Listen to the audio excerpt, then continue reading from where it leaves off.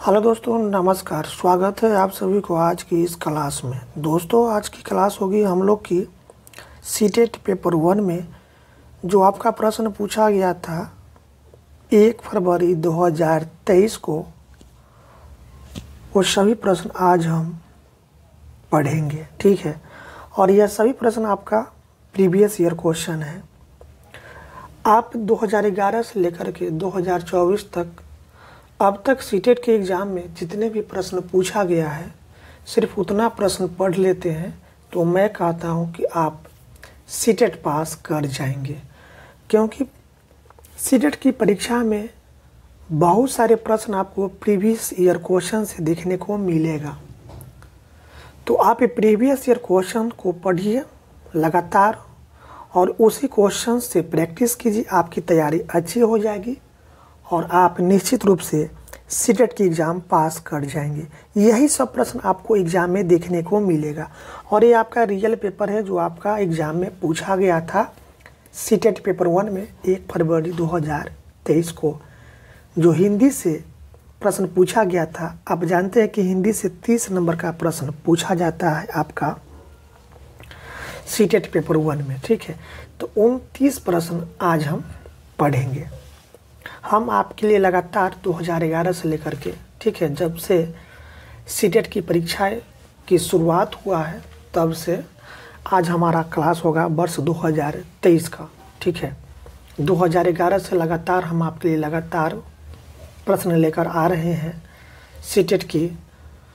आज हमारा वर्ष 2023 में जो हिंदी से प्रश्न पूछा गया था उस प्रश्न को पढ़ेंगे।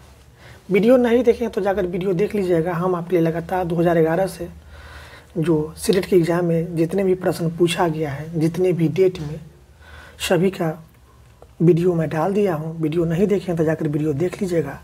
आज हमारा होगा वर्ष 2023 में जो प्रश्न पूछा गया था आपका सीटेट पेपर 1 में हिंदी से, उस प्रश्न को पढ़ेंगे। चैनल पर नए आए हैं तो चैनल को जरूर सब्सक्राइब कर लीजिएगा, क्योंकि इस चैनल पर आपको सीटेट से रिलेटिव सभी प्रीवियस ईयर क्वेश्चन और सीटेट की परीक्षा संबंधित सारा वीडियो इस चैनल पर आपको मिलेगा। तो चलिए शुरुआत करते हैं। हिंदी, आप जानते हैं कि हिंदी में 15 नंबर जो गद्यांश और पद्यांश दोनों से मिलाकर प्रश्न पूछे जाते हैं।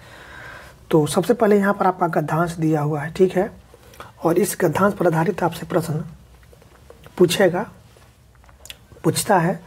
तो पहले गद्यांश को पढ़िए। गद्यांश क्या दिया हुआ है? बात 20वीं सदी की शुरुआत की है। बात कब की है? 20वीं सदी की शुरुआत की है। दक्षिण भारत के एक विद्यालय में गणित की कक्षा चल रही थी। अध्यापक विद्यार्थियों को भाग देने की विधि समझा रहे थे। अध्यापक ने बताया, अगर 4 आमों को 4 बालकों में बांटा जाए तो प्रत्येक को 1 आम मिलेगा।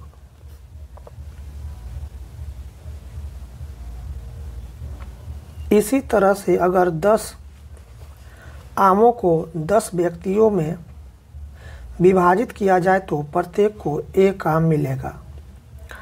आगे वह बोले, अगर किसी संख्या का उसी संख्या से भाग किया जाए तो भागफल हमेशा एक ही होता है। अगर किसी संख्या का उसी संख्या से भाग किया जाता है तो भागफल हमेशा क्या होता है? वही होता है, ठीक है। यानी भागफल हमेशा एक ही होता है। कक्षा के एक मेधावी छात्र को इस सूत्र की गलती समझ में आ गई। उसने पूछा, महोदय, अगर 0 आमों को 0 व्यक्तियों में बांट दिया जाए तो क्या प्रत्येक को 1 आम मिलेगा? इस असाधारण प्रश्न को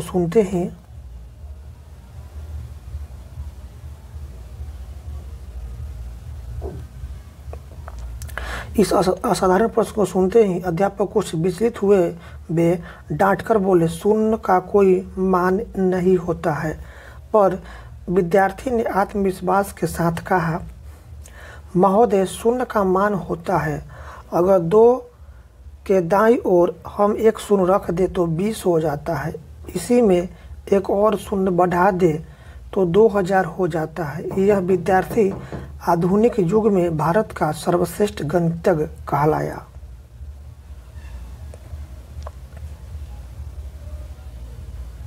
अब यहाँ पर गद्यांश से आधारित आपका प्रश्न पूछा जा रहा है आपसे। पहला प्रश्न है कि अध्यापक विद्यार्थियों को कौन सी प्रक्रिया समझा रहे थे? तो अध्यापक जो है विद्यार्थियों को भाग करने की प्रक्रिया समझा रहे थे। क्या प्रक्रिया समझा रहे थे? भाग करने की प्रक्रिया समझा रहे थे अध्यापक विद्यार्थियों को। ठीक है, तो ऑप्शन आपका थर्ड राइट आंसर हो जाएगा, भाग करने की प्रक्रिया। चलते हैं अगले प्रश्न की तरफ। अगला प्रश्न है आपके सामने। यदि गद्यांश को आप ध्यानपूर्वक पढ़ लेते हैं तो गद्यांश में सारा प्रश्न के उत्तर आपको दिया हुआ रहता है। तो आप गद्यांश को ध्यानपूर्वक पढ़ेंगे तो सारा क्वेश्चन गद्यांश पर आधारित आपका सारा क्वेश्चन आपका बन जाएगा। इस गद्यांश में भारत के किस क्षेत्र के विद्यालय का प्रसंग है? तो इस गद्यांश में भारत के दक्षिण भारत के विद्यालय का प्रसंग है। भारत के किस क्षेत्र के विद्यालय का प्रसंग है? तो दक्षिण भारत का।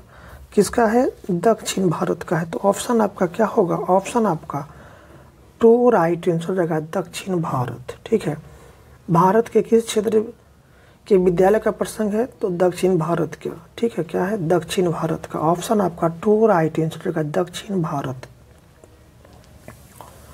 अगला प्रश्न है आपके सामने। प्रश्न है कि गद्यांश के आधार पर रिक्त स्थान की पूर्ति कीजिए। अगर 10 आमों को 10 व्यक्तियों में डैश किया जाए तो प्रत्येक को एक आम मिलेगा। देखिए,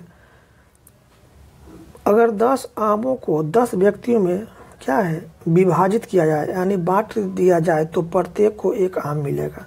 तो यहाँ पर क्या भराएगा आपका? यहाँ पर रिक्त स्थान की जगह पर विभाजित भराएगा। क्या आएगा? रिक्त स्थान की जगह पर क्या पूर्ति होगी? विभाजित पूर्ति होगी। क्योंकि अगर 10 आमों को 10 व्यक्ति में क्या करेंगे? बांटेंगे तो प्रत्येक को क्या मिलेगा? एक आम मिलेगा। तो क्या करेंगे? बांटने पर यानी विभाजित करने पर। तो ऑप्शन आपका एक राइट आंसर हो जाएगा, विभाजित। चलते हैं अगले प्रश्न की तरफ। अगला प्रश्न है आपके सामने दिया हुआ प्रश्न है कि छात्र का प्रश्न सुनकर अध्यापक की क्या प्रतिक्रिया थी? तो छात्र का प्रश्न सुनकर अध्यापक विचलित हो गए थे। क्या हो गए थे? विचलित हो गए थे। ऑप्शन आपका क्या होगा? ऑप्शन आपका थर्ड राइट आंसर होगा, अध्यापक कुछ विचलित से हुए। चलते हैं अगले प्रश्न की तरफ। अगला प्रश्न है आपके सामने दिया हुआ प्रश्न कि अध्यापक ने विद्यार्थी को क्या उत्तर दिया? तो अध्यापक ने विद्यार्थियों को शून्य का शून्य से विभाजन हो सकता है। शून्य से शून्य का विभाजन हो सकता है, अध्यापक ने विद्यार्थी को उत्तर दिया था। ठीक है, तो यही आपका थर्ड राइट आंसर हो जाएगा, शून्य का शून्य से विभाजन हो सकता है। यह उत्तर दिया था अध्यापक ने विद्यार्थियों को। ठीक है, तो ऑप्शन आपका थर्ड राइट आंसर हो जाएगा, शून्य का शून्य से विभाजन हो सकता है। चलते हैं अगले प्रश्न की तरफ। अगला प्रश्न है आपके सामने दिया हुआ छात्र को अध्यापक से प्रश्न पूछने की आवश्यकता हुई क्योंकि छात्र को अध्यापक के बताए सूत्र में गलती नजर आई थी। छात्र को अध्यापक से प्रश्न पूछने की आवश्यकता क्यों हुई थी? तो इसका कारण था छात्र को अध्यापक के बताए सूत्र में गलती नजर आई थी। तो ऑप्शन आपका फोर्थ राइट आंसर हो जाएगा, छात्र को अध्यापक के बताए सूत्र में गलती नजर आई थी, जिसके कारण छात्र को अध्यापक से प्रश्न पूछना पड़ा। तो ऑप्शन आपका क्या होगा? ऑप्शन आपका फोर्थ राइट आंसर हो जाएगा।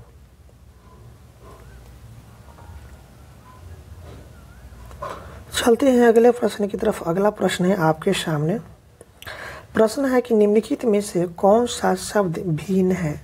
इन चारों शब्दों में से कौन सा शब्द भिन्न है? यहाँ पर शब्द दिया हुआ है सर्वश्रेष्ठ, दूसरा विद्यार्थी, तीसरा मेधावी और चौथा है असाधारण। इन चारों शब्दों में से कौन सा भिन्न शब्द है? बताइए इसका राइट आंसर क्या होगा। देखिए, सर्वश्रेष्ठ, मेधावी और असाधारण, यह तीनों एक ही शब्द है, लेकिन भिन्न इससे है आपका विद्यार्थी। क्या है आपका? विद्यार्थी है। तो ऑप्शन आपका 2 की तरफ राइट हो जाएगा, विद्यार्थी। ठीक है, क्या होगा? विद्यार्थी होगा इसका राइट आंसर। चलते हैं अगले प्रश्न की तरफ। प्रश्न की विद्यालय का संधि विच्छेद है। विद्यालय का संधि विच्छेद है आपका विद्या प्लस आलय। क्या है आपका? विद्या प्लस आलय होगा, विद्यालय। तो ऑप्शन आपका एक राइट आंसर हो जाएगा, विद्यालय, विद्या प्लस आलय। इसका संधि विच्छेद क्या होगा? विद्या प्लस आलय होगा। विद्यालय का संधि विच्छेद क्या होगा? विद्या प्लस आलय। ऑप्शन आपका एक राइट आंसर हो जाएगा, विद्या प्लस आलय। चलते हैं अगले प्रश्न की तरफ। अगला प्रश्न है आपके सामने। प्रश्न की आत्मविश्वास का समास विग्रह है। तो आत्मविश्वास का समास विग्रह होगा आत्म पर विश्वास। क्या होगा? आत्म पर विश्वास। आत्मविश्वास का समास विग्रह होगा। तो ऑप्शन आपका 4 राइट आंसर हो जाएगा, आत्म पर विश्वास।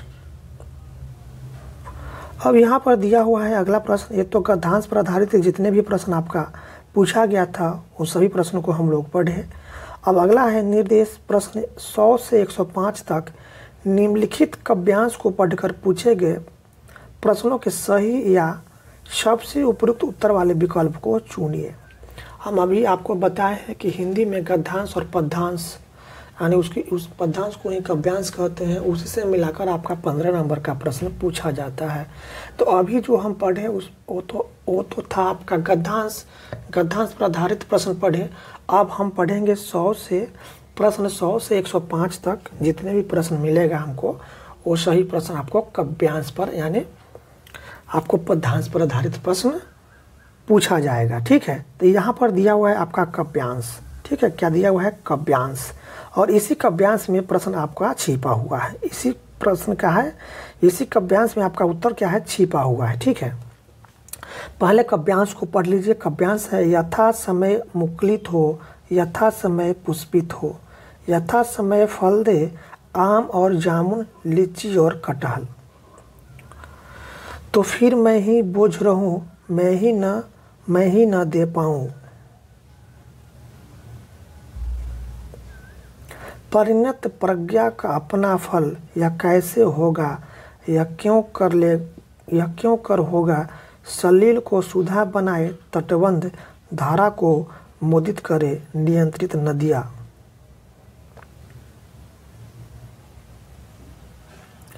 तो फिर मैं ही रहूं निर्बंध, मैं ही रहूं अनियंत्रित। अब यहाँ पर जो काव्यांश दिया गया था आपका, अब इस काव्यांश पर आधारित प्रश्न आपसे पूछा जा रहा है।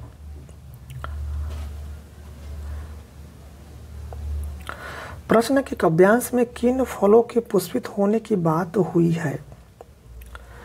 तो काव्यांश में आपका फल है, कौन कौन सा फल की पुष्पित होने की बात कही गई है। तो आम, जामुन और लीची, इन फलों की पुष्पित होने की बात कही गई है आपकी काव्यांश में। तो ऑप्शन आपका 3 राइट आंसर हो जाएगा, आम, जामुन, लीची। चलते हैं अगले प्रश्न की तरफ। अगला प्रश्न है आपके सामने। प्रश्न की कवि द्वारा स्वयं किस फल को देने की बात की गई है। कवि द्वारा स्वयं किस फल को देने की बात की गई है। तो बुद्धि और प्रतिभा का फल। कवि द्वारा बुद्धि और प्रतिभा का फल देने को बात की गई है। तो ऑप्शन आपका 4 राइट आंसर हो जाएगा, बुद्धि और प्रतिभा का फल।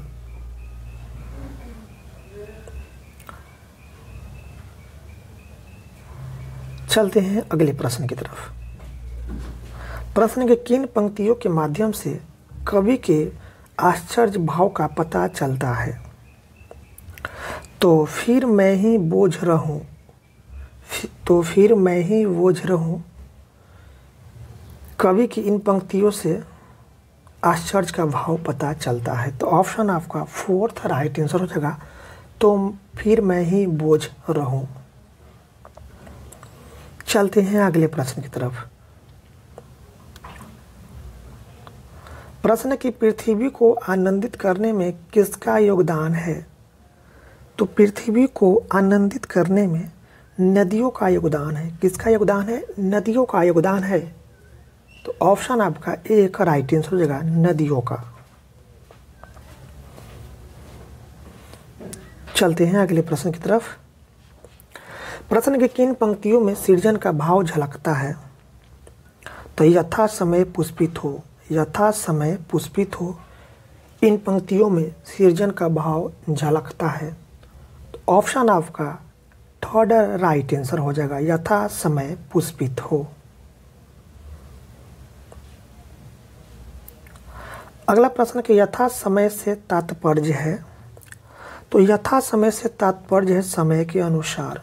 ठीक है, यथा समय से तात्पर्य क्या होता है? समय से, समय के अनुसार। ऑप्शन आपका ए का राइट आंसर हो जाएगा, समय के अनुसार। चलते हैं अगले प्रश्न की तरफ। अगला प्रश्न है आपके सामने दिया हुआ प्रश्न की भाषा के बारे में कौन सा कथन सही है? कथन दिया हुआ किसी बोली की गई भाषाएं हो सकती है। दूसरा कथन है बोली और भाषा एक ही है। तीसरा कथन एक भाषा की कई बोलियां हो सकती है। और चौथा कथन है बोली और भाषा पारस्परिक रूप से बोधगम्य है। बताइए इन चारों में से कौन सा कथन सही है भाषा के बारे में? तो एक भाषा की कई बोलियां हो सकती है, एक भाषा की कई बोलियां हो सकती है, ये भाषा के बारे में सही कथन है। ठीक है, एक भाषा की कई सारी बोलियां हो सकती है। ठीक है, तो ऑप्शन आपका थर्ड राइट आंसर हो जाएगा, एक भाषा की कई बोलियां हो सकती है, यह भाषा के बारे में कथन सही है। तो ऑप्शन आपका थर्ड राइट आंसर हो जाएगा। अगले प्रश्न की तरफ चलते हैं। अगला प्रश्न आपके सामने। प्रश्न कि निपुण क्या है? निपुण क्या है? तो यह विद्यालय के बहुत छोटे बच्चों में पठन और गणितीय कौशल विकसित करने का कार्यक्रम है। निपुण क्या है? यह विद्यालय के बहुत छोटे बच्चों में पठन और गणितीय कौशल विकसित करने का कार्यक्रम है। यह क्या है आपका? निपुण है। ठीक है, क्या है आपका? निपुण है। तो निपुण के मतलब क्या होता है? तो यह बहुत छोटे बच्चों में पठन और गणितीय कौशल विकसित करने का एक कार्यक्रम है, जिसको क्या कहते हैं? निपुण कहते हैं। तो ऑप्शन आपका थर्ड राइट आंसर हो जाएगा। ठीक है, यह विद्यालय के बहुत छोटे बच्चों में पठन और गणितीय कौशल विकसित करने का कार्यक्रम है। चलते हैं अगले प्रश्न की तरफ। अगला प्रश्न है आपके सामने। प्रश्न है कि निम्नलिखित में से किसे ग्राहम कौशल कहेंगे? निम्नलिखित में से किसे ग्राहम कौशल कहेंगे? ग्राहम कौशल किसे कहेंगे आप बताइए, इसका राइट आंसर क्या होगा? तो ग्राहम कौशल जो है आपका पठन और श्रवण कौशल है। पठन और श्रवण कौशल को हम ग्राहम कौशल कहते हैं। तो ऑप्शन आपका एक राइट आंसर हो जाएगा, पठन और श्रवण। चलते हैं अगले प्रश्न की तरफ। अगला प्रश्न आपके ये रहा सामने। प्रश्न की बहुभाषावाद क्या है? बहुभाषावाद क्या है? तो विद्यालय में शिक्षार्थियों की भाषाओं का शिक्षण अधिगम। विद्यालय में शिक्षार्थियों की भाषाओं का शिक्षण अधिगम, यह क्या है? बहुभाषावाद है। क्या है आपका? बहुभाषावाद है। विद्यालय में शिक्षार्थियों की भाषाओं का शिक्षण अधिगम क्या है आपका? बहुभाषावाद है। तो ऑप्शन आपका थर्ड राइट आंसर हो जाएगा, विद्यालय में शिक्षार्थियों की भाषाओं का शिक्षण अधिगम। चलते हैं अगले प्रश्न की तरफ। प्रश्न की कक्षा 2 के एक अध्यापक ने अपने विद्यार्थियों से कहा कि वे शब्द संपदा सीखने के लिए अपने घर से पशु एवं वाहन वाले अपने खिलौने लेकर आए। भाषा शिक्षण शास्त्र की दृष्टि से एक खिलौने क्या है? बताइए राइट आंसर क्या होगा। तो भाषा शिक्षण शास्त्र की दृष्टि से यह खिलौना वास्तविक सामग्री है।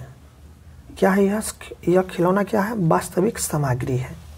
ठीक है, भाषा शिक्षण शास्त्र की दृष्टि से यह खिलौना क्या है? आपका वास्तविक सामग्री है। तो ऑप्शन आपका 2 राइट आंसर हो जाएगा, वास्तविक सामग्री। ठीक है, चलते हैं अगले प्रश्न की तरफ। प्रश्न की कक्षा 3 की एक बालिका शब्दों के प्रत्येक अक्षर की ध्वनि समझ लेती या पढ़ लेती है।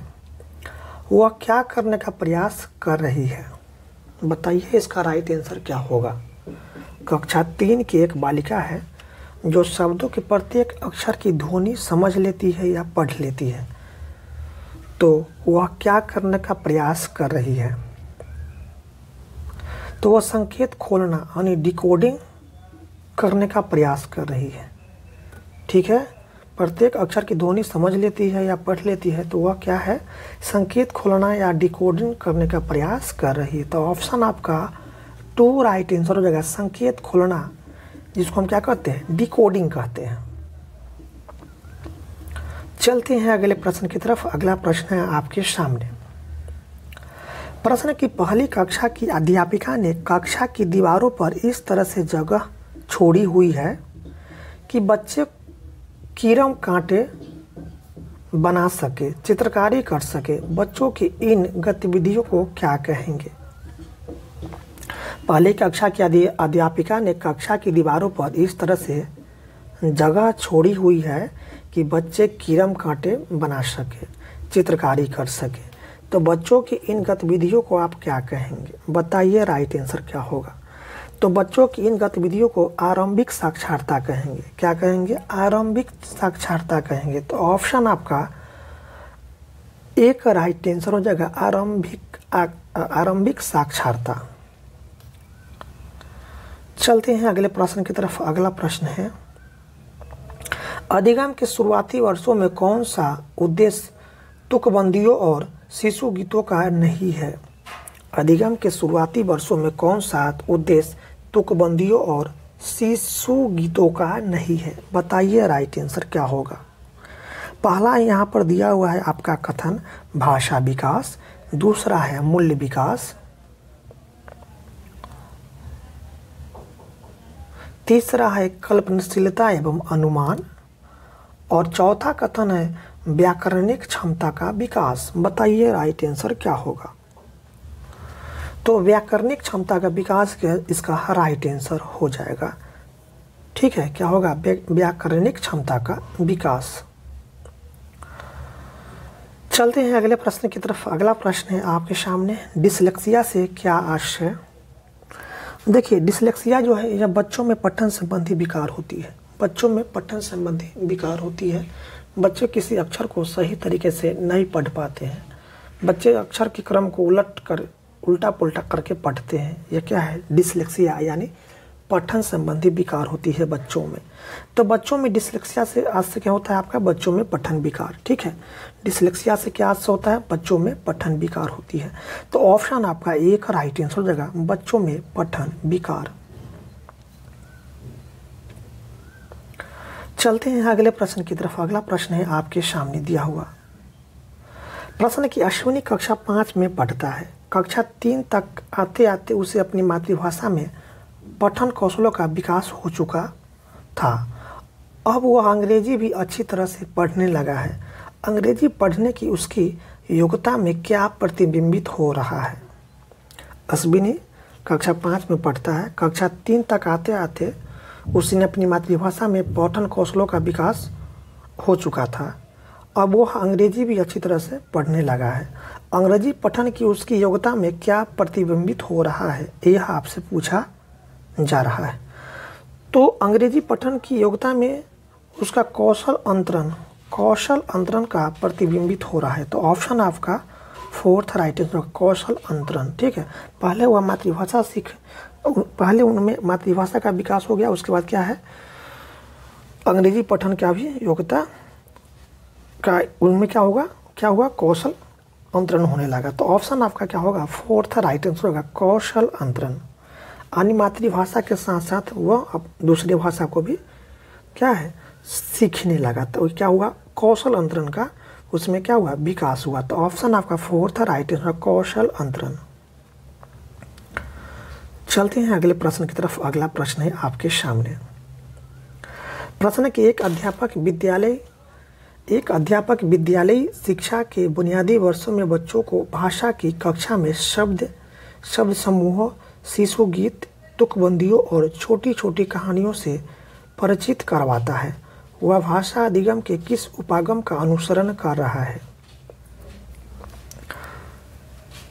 तो वह भाषा अधिगम के समग्र भाषा उपागम का अनुसरण कर रहा है। तो ऑप्शन आपका क्या होगा, एक राइट आंसर हो जाएगा समग्र भाषा उपागम। ठीक है, अध्यापक क्या कर रही है, कक्षा में शब्दों समूह, शिशुगीत, तुकबंदियों और छोटी छोटी कहानियों से क्या कर रहा है, बच्चों को परिचित करवा रहा है। तो भाषा अधिगम के किस उपागम का अनुसरण कर रहा है, तो समग्र भाषा उपागम को अनुसरण कर रहा है। तो ऑप्शन आपका यही राइट आंसर होगा समग्र भाषा उपागम।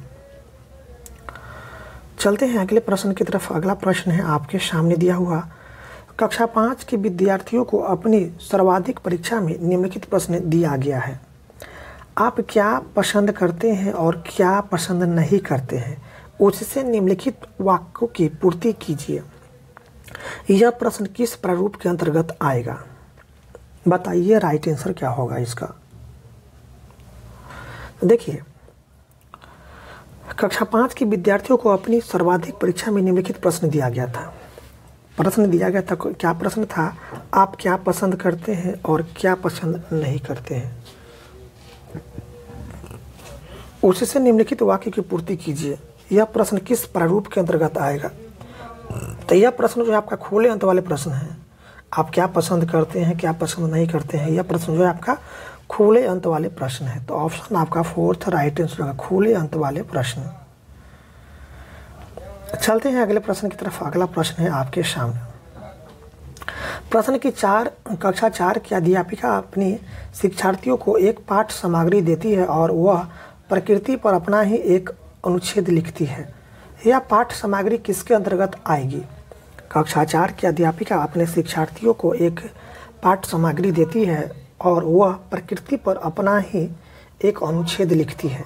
यह पाठ सामग्री किसके अंतर्गत आएगी, बताइए इसका राइट आंसर क्या होगा।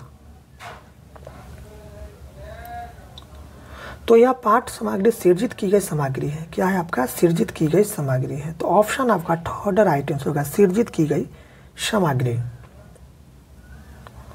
चलते हैं अगले प्रश्न की तरफ। अगला प्रश्न है आपके सामने दिया हुआ। प्रश्न की कक्षा 5 के विद्यार्थियों को 5 के समूह में बांटा गया है।